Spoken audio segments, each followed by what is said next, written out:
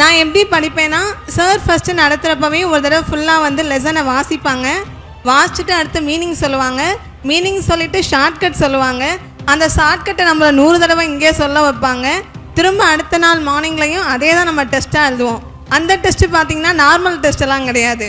கொடுத்துருக்க ஒரு லெசனில் மொதல் பேராவை கூற்று 1ன்னு வச்சுக்குவான், 2வது பேராவை கூற்று 2ன்னு வச்சுக்குவான். அதில் ஒரே ஒரு மிஸ்டேக் இருக்கும், சென்டிமீட்டர் மில்லிமீட்டர்னு இருக்கும். இல்லைனா யாராவது ஒரு ஆத்தர் இருந்தாங்கன்னா ஆத்தரோட இனிஷியலை மாற்றிடுவான். இதில் என்னடா படிக்கிறது, இது தப்பா ரைட்டா? சரி, ஆப்ஷன் போவோம். ஆப்ஷனில் கூற்று 1 சரி, செகண்டு 2 சரி, அடுத்து 2ம் சரி 2ம் தவறு.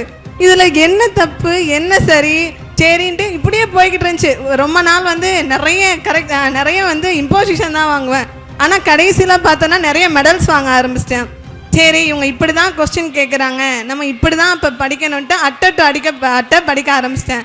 நீங்கள் இப்போ எப்படி கொஸ்டின் கேட்டாலும் நான் எழுதிடுவேல அப்படின்ட்டு நானே என்னை மோட்டிவேட் பண்ணிக்கிட்டேன். வந்த ஸ்டார்டிங்கில் இரும்பு மனிதர் யாருன்னு கேட்டால் கூட எனக்கு தெரியாது. ஆனால் அதுக்கப்புறம் தான் நான் மெடல் வாங்கினேன், நல்லா படிக்கவும் ஆரம்பித்தேன்.